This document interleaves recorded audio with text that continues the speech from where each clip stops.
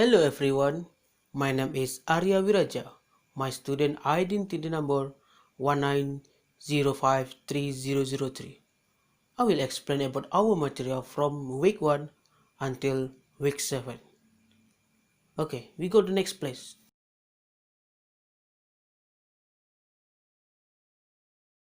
Development economics is a branch of economics that studies economic aspects of development process in developing countries.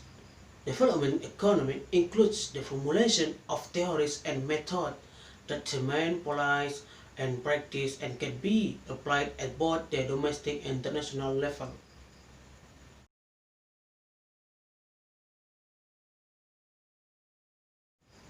About the development economy, I explained before. Now about the economic development. Economic development itself is defined as a continuous process that has the goal of increasing a country's gross domestic product or GDP and per capita income of a country's population in the long term, which has an impact of various aspects, both economic, social, science and technology.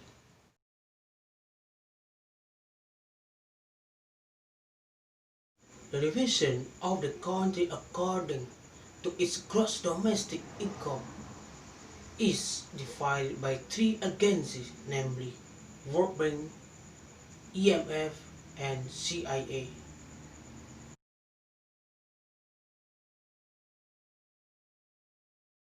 Developing country characteristics: low per capita real income, high population growth rate, high rates of unemployment, depends on primary sector, depends on export of primary commodities.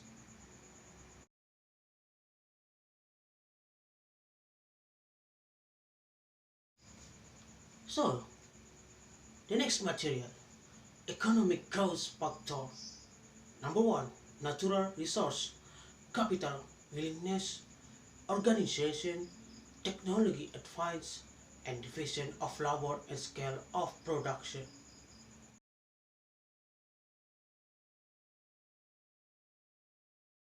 How about a non-economic factor?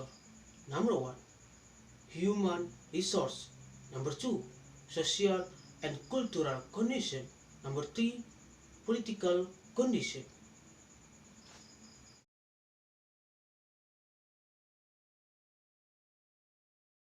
Now, I will explain about the theory economic growth from expert.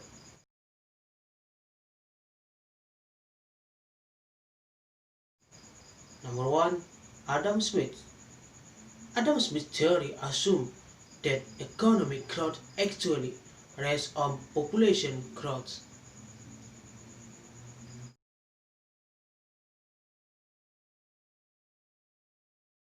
Number two, David Ricardo.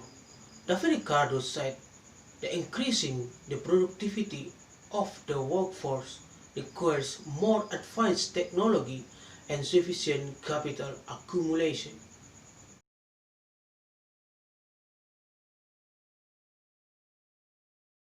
How about J.S. Mill? According to J.S. Mill's theory, economic growth is influenced by four factors: population, capital goods, land area, and wealth.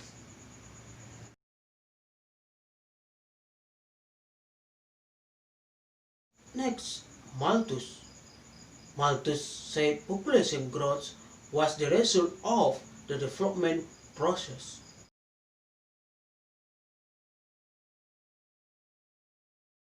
Karl Marx theories.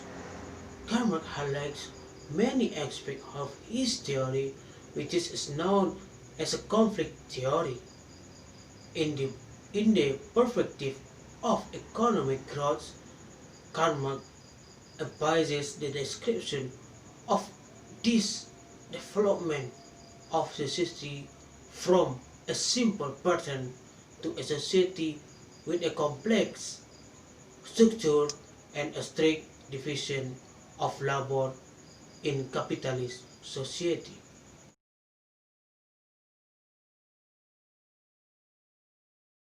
Some pattern. Schumpeter said that economic growth is an increase in public output caused by the increasing number of production factors used the production process of society without any change the technology.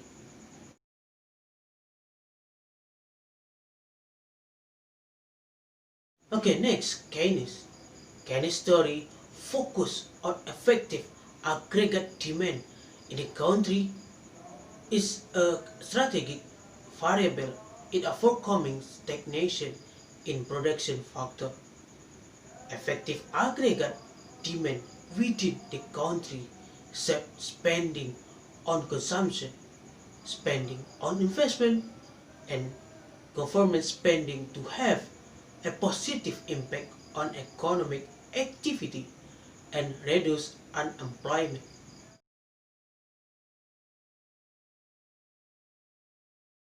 Next, Rostow. According to Rostow, in economic growth, a country will experience number one, traditional state. The economy is dominated by the agricultural sector. Number two, transition. The main there is a shift into the structure of the workforce from agriculture to industry. Number three, take off. Obstacle in the social structure and politics can be overcome. Number four, towards maturity. That onions are getting more advanced. Number five, the state of high mass consumption. The main labor is dominated by educated labor.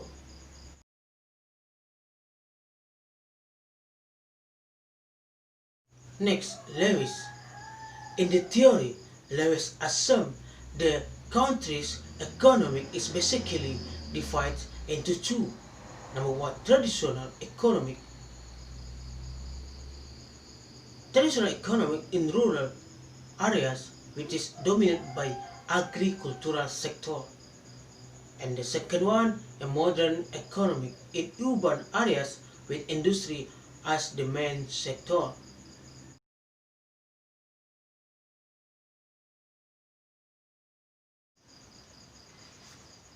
Next, Lepstein thesis is based on empirical evidence that population growth rate is function of the rate of per capita income.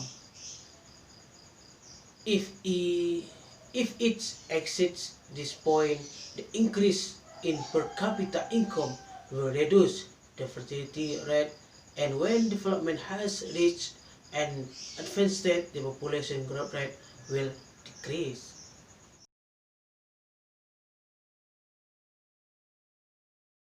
Next, Richard R. Nelson. Richard R. Nelson said the low-level equilibrium trap is a concept economic developed by Richard R. Nelson, in which at low level of per capita income people are too poor to save and invest too much, and this low level of investment result is low rate of growth in national income.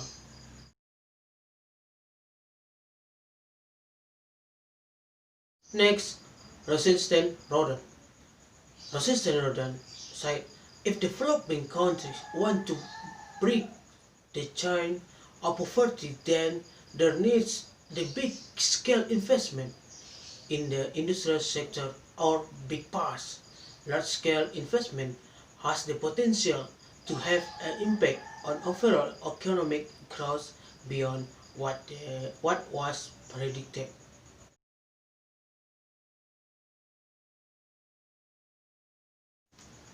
Balanced growth doctrine. Balanced growth doctrine means that if there is a balance between supply and demand, and the time of simulation development, the two sides must experience a balance. In this doctrine, there must be a balance between agricultural output and industrial output. A balance is also needed for export and import.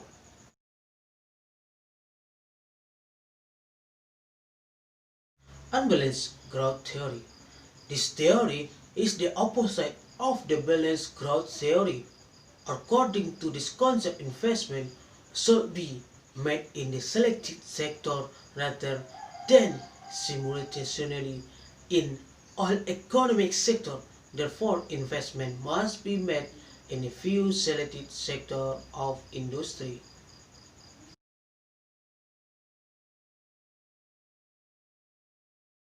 Now, dualism. Economic dualism is two distinct and strong side-by-side economic system.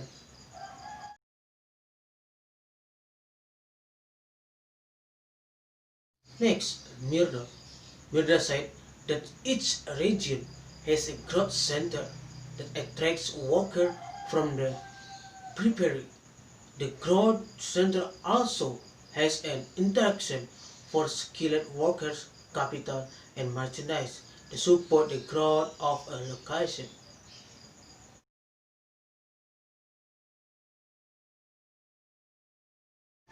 The Ranisway theory states that a country with excess labor and resource poor economy most of the population move in agricultural sector amidst great unemployment and high population growth rates.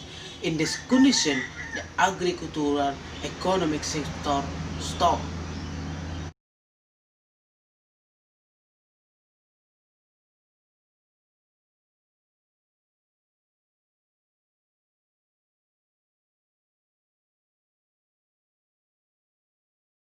Next, Harald-Domar theory. Harald-Domar theory states that there is a good influence between investment activities on the economic growth process of a country. The easier the investment process and the more investment activities will be carried out, and also the higher the income generated by the state.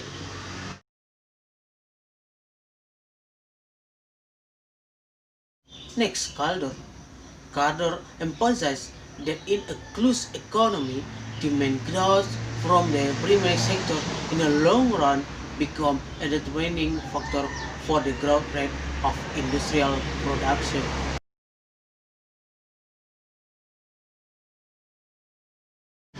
Next, Joan Robinson.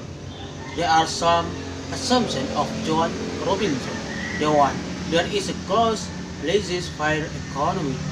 Two, the only factor of production are capital and labor. Three, there is neutral technical progress. Four, there are for only two classes, workers and capitalists.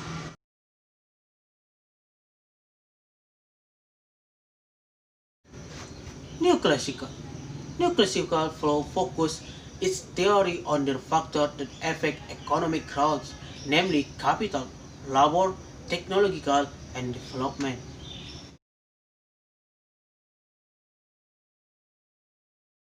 And the last but not least, neo-economic growth theory.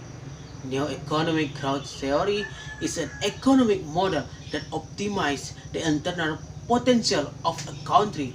This model priorities human resource with scientific, natural resource, technology, asset, and institutional strength.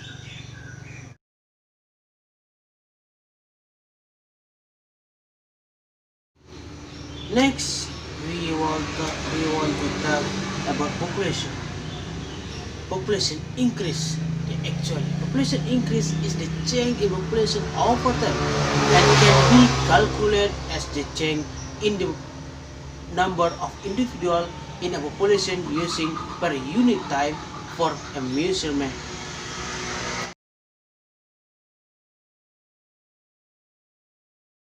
And next, how about poverty? Poverty is a condition when you are unable to meet basic needs such as food, clothing, shelter, education, and health. Poverty can be caused by the scarcity of means of meeting basic needs or difficulty to access of the education and work.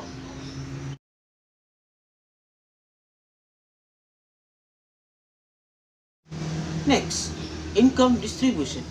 Income distribution refers to the distribution of income in a geographic area.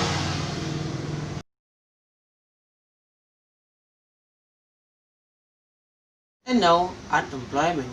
Causes of unemployment. The one, the imbalance between work and number of workers. The two, advance in technology. The third, ability to use stable job seekers. Number four, lack of education and skill. Number five, they are layoff. The impact of unemployment. Number one, reducing per capita income and economic growth. Number two, increase social costs. Number three, reducing economic activity. Number four, lowering state revenue. Number five, lower the skill level. Number six, distribution activity aren't smooth.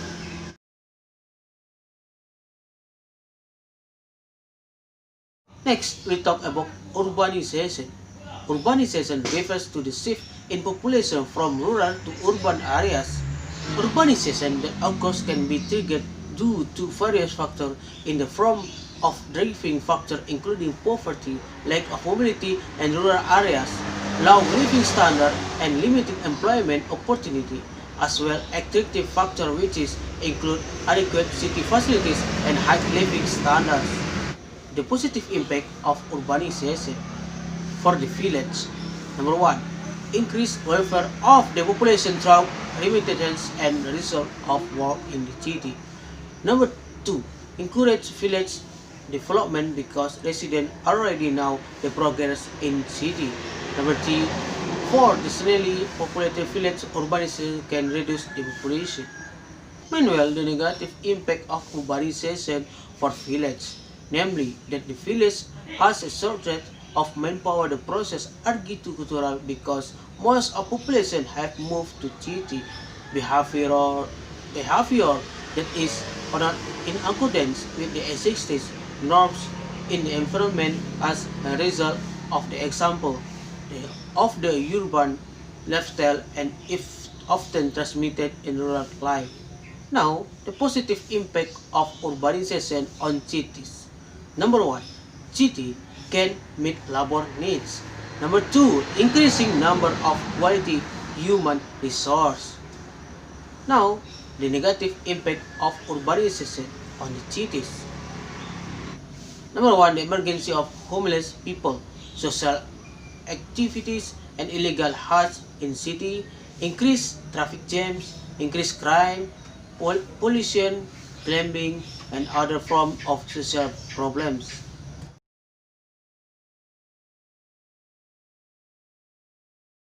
Now we talk about education and health. Education can make human resource more quickly understand and ready to face change and development of a country because the quality human resource can provide a multiplier effect on the development of a country, especially economic development.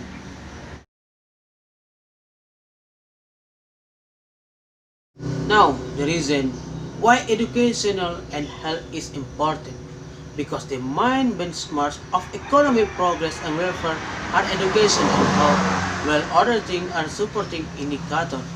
If a country doesn't now have education, it will be a backward country likewise with health.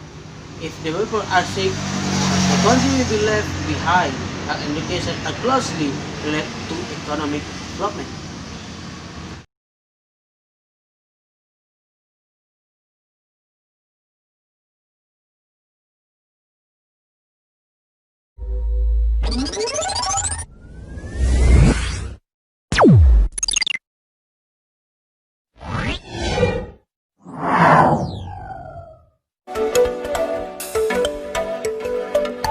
Semangat pagi. Kali ini Bapak akan membahas tentang kurva Lorenz dan koefisien Gini. Sebelumnya sudah dibahas sekilas tentang kurva Lorenz, jadi kurva yang mampu menjelaskan kesenjangan penghasilan di suatu negara. Nah, Bapak contohkan di sini ada dua negara. Yang pertama negara Indonesia dan yang kedua negara Malaysia. di negara Indonesia, Bapak contohkan ada dua warga negara. Yang pertama namanya Adam, yang kedua namanya Sandi. Adam ini berpenghasilan 50 juta setahun, sedangkan Sandi ini berpenghasilan 950 juta per tahun.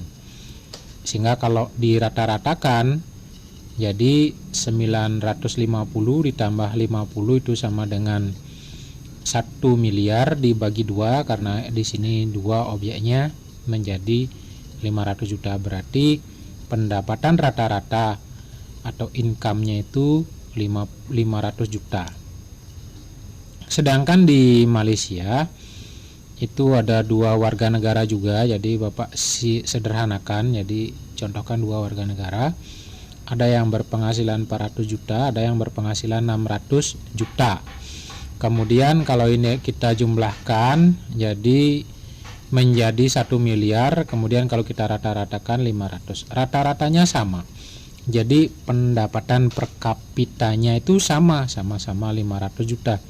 Tetapi ada kesenjangan. Kesenjangannya bagaimana? Kalau di Indonesia itu kesenjangannya jauh, ada yang 50 juta, ada yang 950. Kalau di negara Malaysia ini kesenjangannya ya tidak terlalu jauh, ada yang 400, ada yang 600. Nah, kesenjangan inilah nanti yang akan digambarkan oleh kurva Lorenz. Nah, ini Pak baru contohkan dua-dua orang ya, dua-dua warga negara. Bayangkan kalau warga negara Indonesia yang jumlahnya ratusan juta. Jadi bahkan ada warga negara yang tidak berpenghasilan. Nah, itu bisa digambarkan oleh kurva Lorenz. Nah, berikutnya kita akan membuat contoh bagaimana caranya mengetahui kesenjangan pendapatan suatu negara dengan kurva Lorenz. Oke, langsung aja. Nah, Bapak berikan contoh. Misalnya nih ya, ada negara X dengan jumlah penduduk 10. Jadi Pak sederhanakan dulu, jumlah penduduknya 10 orang. Jadi nggak mungkin kan negara itu memiliki penduduk 10 orang. Jadi Pak contohkan 10 orang. Nah, di sini nomornya, jadi saya buatkan nomornya seperti ini. Ini namanya Pak simpelkan saja A, B, C, D sampai J. Nah, pendapatannya bervariasi di sini. A misalnya pendapatannya 30 juta, B misalnya pendapatannya 500 juta. Ini dalam juta ya.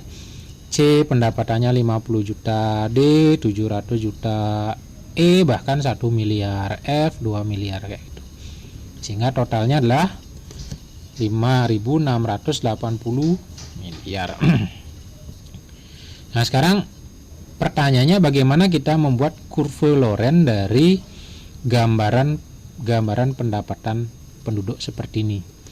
Langkah yang pertama, kalian harus susun pendapatannya ini dari yang terkecil sampai terbesar. Nah, Bapak susun seperti ini ya. Jadi kita urutkan dari pendapatan terkecil sampai terbesar seperti ini. Ini udah. Sehingga 30 juta terkecil, 1 miliar terbesar. Totalnya sama. Berikutnya setelah kita urutkan, kita buat konsepnya seperti ini. Nah, langkah berikutnya silakan disimak baik-baik ya. Oke, kita buatkan urutannya sudah seperti ini. Pak tabelkan sederhana seperti ini. Ini nomor, nama, income-nya. Kemudian Pak siapkan dulu kurva.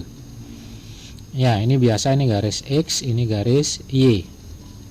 Garis X ini mewakili persentase penduduk. Jadi garisnya yang ke sini ini X, persentase penduduk. Kemudian garis yang naik ini adalah persentase income. Nah, bagaimana kita menggambarkan kondisi data seperti ini ke dalam grafik? Karena di sini yang diminta persentase penduduk dan persentase income, maka kita bagi dulu ini menjadi beberapa bagian. Karena di sini kita akan bikin titik-titiknya ya, titik-titiknya dari 0, 10, 20, 30 sampai 100 misalnya. Oke. Nah, kita cari dulu yang pertama persentase P, persentase penduduk. Caranya ini kita bagi ya, ini kita bagi, ini kita gabung. Ini adalah klaster pertama, anggap pendapatan yang berjumlah 20% ya. Ini kita anggap 20%. Yang 150 dan 200 ini kita anggap klasternya klaster kedua 40%. Yang ke berikutnya 250 dan 500 ini kita anggap klaster yang ketiga 60%. Berikutnya 700 dan 800 ini kita gabungin, kita anggap ini adalah pendapatan yang 80% dan ini adalah pendapatan yang tertinggi 100%. Oke, kita bagi 5 seperti ini. Kemudian angka-angka ini kita pindahin ke sini sebagai titik. Ya, ini pembagiannya. 20, 40, 60, 80, 100. Dan angka-angka ini juga kita bawa ke sini pembagiannya biar merata. Nah, sehingga sumbu X dan Y itu sudah terisi ya, persentase penduduk sudah terisi dengan titik. Nanti kita akan bikin. Nah, berikutnya bagaimana kita memasukkan titik ini? Yang kita cari adalah persentase income. Persentase penduduknya kita udah cari, kita persentasekan kayak gini aja, bagi anggap 20% penduduknya berpenghasilan antara 30 juta sampai 50 juta. Persentase penduduk yang 40%-nya kita anggap berpenghasilan 150 sampai 200. Penduduk yang persentase yang ketiga 60% kita anggap berpenghasilan 250 sampai 500 ya, itu ya. Boleh kalau kita pakai 10, 20, 30 boleh. Berarti ini dibagi 10, kalau ini saya bagi 5. Nah, kalau bagi 10 nanti kurvanya agak panjang, jadi kita tulis di sini 0, 10, 20, 30 sampai 1 miliar. Jadi panjang sekali. Jadi kita umpamakan kayak gini aja dah, gitu pakai persentase. Berikutnya kita cari persentase I. I itu income. Income ini income, tapi kita cari persentase. Berapa persenkah income-nya ini? Itu ya, berapa persenkah income-nya ini? Yang 20% penduduk ini berapa persen income-nya? Caranya kita hitung di sini dulu. Perhatikan di bawah saya buatkan perhitungannya. 30 income yang ini 30 ditambah 50 income yang kedua ini dibagi ini total income. Jadi 30 tambah 50 80 dibagi 5.680. 80 dibagi 5.680 itu hasilnya 0,01408. Kita jadikan persen, berarti 0,0148 ini kita kali 100 sehingga menjadi 1,4%. 1,4% itu kita tulis di sini sejajar dengan 20%. Ngerti kan? Dari mana dapat 1,4%? Ini loh perhitungannya. Berikutnya klaster yang kedua 40%-nya ini kita hitung juga. 150 ditambah 200 dibagi total, sehingga hasilnya 0,0616 kali 100, karena kita jadikan persen kali 100 yaitu 6,2 ya, 6,2. 6,2 ini kita tulis di sini. Kita tulis di sini. Berikutnya yang ketiga 250 ditambah 500 dibagi total. Ini kita ketemu 13,2. 13,2 kita tulis di sini. Di 60%. Berikutnya klaster yang keempat 700 tambah 800 dibagi 5.680. Hasilnya 0,26 sekian kali 100% dapatnya 26,4. Kita tulis di sini. Terakhir yang klaster kelima 1 miliar tambah 2 miliar dibagi 5.680. Itu hasilnya 0,528 ya, dijadikan persen menjadi 52%. 52,8 ya, 52,8 ya, 52,8 ini karena nggak cukup ya, 52 jadi 0,528 dikali 100% 52,8. Udah ngerti ya dimana kita dapat angka-angka ini, angka-angka ini. Jadi perhitungan angkanya, jadi perhitungan angka yang ini, yang ini, yang ini ya, ini kita dapatkan dari hasilnya sini ya. Oke, ini hasilnya.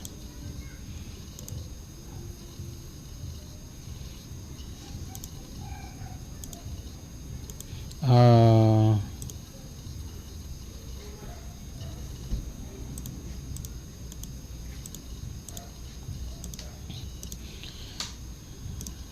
Nah,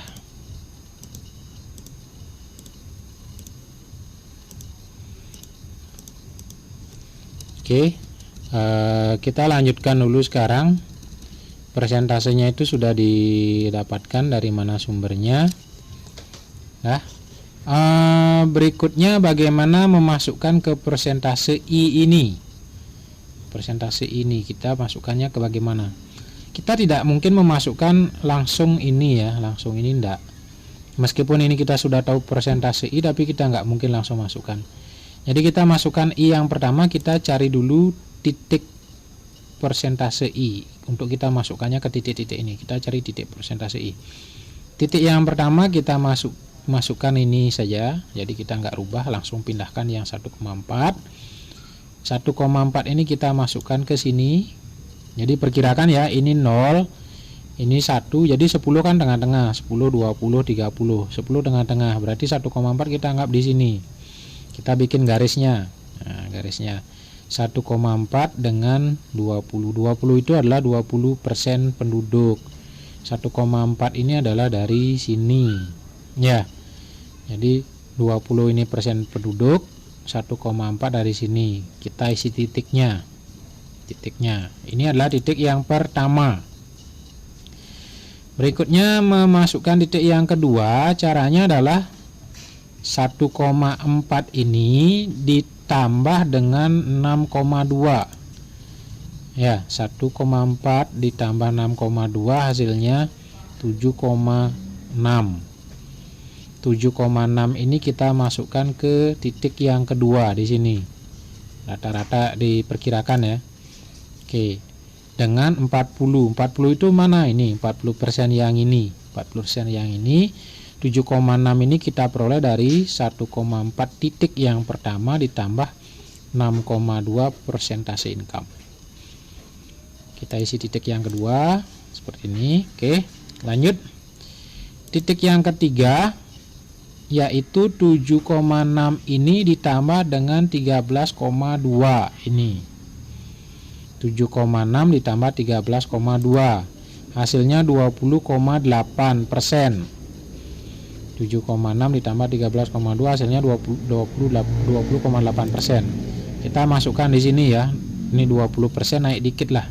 20,8. Kita hubungkan titiknya, 60%-nya di sini. Kita masukkan titik yang ketiga. Berikutnya 20%, 20,8% ditambahkan dengan 26,4% untuk mencari titik yang keempat. Jadi hasilnya adalah 47,2. 47,2 ini diperoleh dari 20,8 ditambah 26,4. 47 ini kita masukin ke sini. Nah, ini titik 40 berarti 47 naik dikit. Ya, naik dikit di sini. Ya, di sini kira-kira. Kita bikin garisnya, kita hubungkan. 80 ini sumbernya 80%. Saya tulis 80 saja, persennya di sini ya. Ini titik yang keempat. Berikutnya titik yang kelima, 47,2 ditambah 52,8 itu 100%. Harus 100% ya, 100% karena ini adalah yang terakhir. Jadi 47,2 ditambah 52,8 itu adalah 100%. 100% itu titiknya di sini. Nih 100%. 100% titik I, 100% titik P. Jadi di sini paling atas. Oke, saya buatkan sini titik yang ke-5. Nah, setelah semua titik ini sudah kita buat, ini udah yang terakhir. Tinggal kita hubungkan sekarang dengan garis, hubungkan dari titik 0. Ini titik 0 ya, titik 0 naik sampai ke sini. Gambar kurvanya adalah seperti ini. Ya. Gambarnya adalah dari titik 0 ini naik sampai titik terakhir, menyentuh semua titik. Nah, sudah. Nah, kita sudah mengetahui inilah yang warna kuning ini namanya kurva Lorenz. Yang warna ini adalah kurva Lorenz, ya, kurva Lorenz warna kuning. Nah, kemudian ini ya, daerah antara garis lurus, jadi ini adalah titik nol di sini, ini adalah titik atasnya. Garis lurus ini dengan daerah lengkungan kurva Lorentz ini, jadi di sini ya, nah, di sini nih daerahnya ini, jadi saya hubung, nah ini daerahnya ini ya, ini namanya daerah kesenjangan penghasilan, kesenjangan pendapatan. Nah, semakin menjauh garis kuning ini dengan garis lurus yang warna hitam ini, maka kesenjangan pendapatan suatu negara itu semakin lebar. Antara yang kaya dan miskin itu semakin jauh pendapatannya, antara yang tidak berpendapatan dengan yang berpendapatan tinggi. Itu digambarkan oleh kurva ini. Tetapi apabila garis kuning ini mendekati garis lurus ini, jadi lekukannya ini semakin kecil ya, semakin mendekat, maka kesenjangan pendapatan suatu negara itu semakin kecil, atau pendapatan warga negaranya bisa dikatakan semakin merata. Nah, itulah kurva Lorentz ya, kurva Lorentz. Jadi seperti itu caranya membuat. Jadi garis kuning atau kurva Lorentz ini kalau semakin menjauhi garis lurus ini berarti terjadi kesenjangan pendapatan yang semakin besar. Nah, tapi kalau mendekati garis lurus ini kesenjangannya semakin kecil. Oke, itu. Kemudian kita lanjut ke yang namanya koefisien Gini ya. Nah, saya rangkum seperti ini kurvanya. Jadi kurva yang tadi kita buat, jadi seperti ini jadinya, tanpa garis. Mungkin di buku banyak yang muncul seperti ini. Jadi titik D dan titik E, jadi segitiga ini dibagi dengan daerah ini. Nanti kita akan menghitung koefisien Gini. Ya, apa itu koefisien Gini? Koefisien Gini mengukur besarnya kesenjangan yang ada di area D dan E. Jadi koefisien Gini itu bisa digunakan untuk mengukur kesenjangan yang ada di daerah D dan E. Nah, di sini ada asumsi apabila D dan E itu sama dengan 1 ya. Jadi ini area D dan E itu kita anggap 100% ya, sama dengan 1. Jadi kalau kita jumlahkan segitiga ini sama dengan 1. Kemudian nilai koefisien Gini itu adalah antara 0 dan 1, seperti yang saya pernah bahas sebelumnya. Koefisien Gininya antara 0 dan 1, jadi ini 0 dan jumlahnya ini adalah 100%-nya 1 ya. Nah, kalau 0 semakin dekat dengan 0 seperti yang tadi saya katakan, berarti semakin merata pendapatannya. Kemudian kalau mendekati 1, jadi kesini, semakin kesini, mungkin nanti kalau saya gambarkan ya, kalau ini mungkin nanti semakin ke sini dia kurvanya red, kemudian garis yang ketiga red ya, itu maka bisa dikatakan bisa dikatakan bahwa terjadi kesenjangan pendapatan yang semakin tinggi, atau pemerataan pendapatannya semakin tidak merata. Jadi ini mendekati 1 dia. Kalau ke sini arahnya mendekati 0. Kalau ke sini arahnya mendekati 1. Nah, untuk menghitung koefisien Gini ya, maka bisa dirumuskan seperti ini. Jadi daerah D dibagi dengan daerah D ditambah daerah E. Nah, itu nanti secara matematis bagaimana menghitungnya ya. Kalau 0,4 berapa kategorinya dan seterusnya. Nah, terakhir anak-anak, sebagai bahan latihan saya berikan data seperti berikut. Jadi negara X dengan berpenduduk 10 orang, sebaran pendapatannya sudah ada. Kalian cobalah membuat kurva Lorentz dengan perhitungan.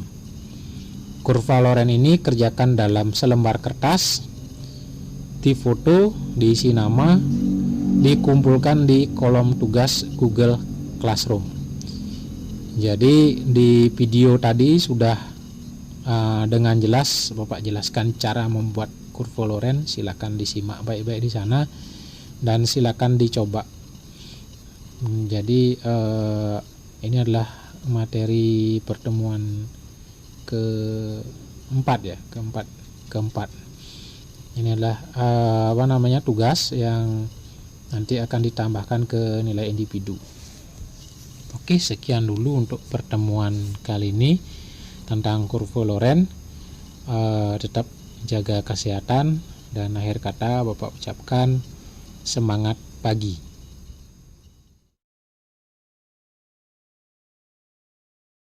Thank you for watching video.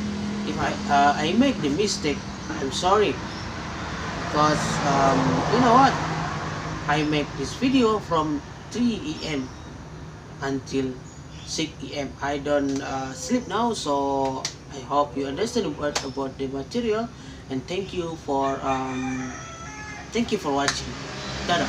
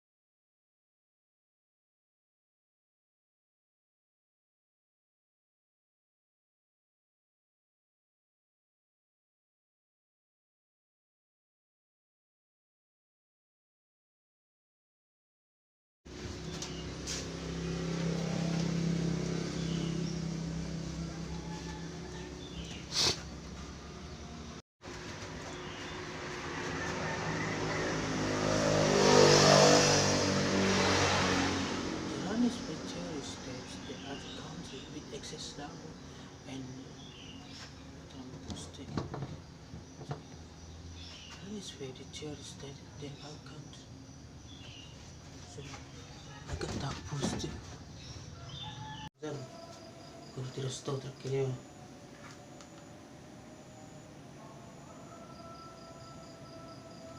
azan subuh.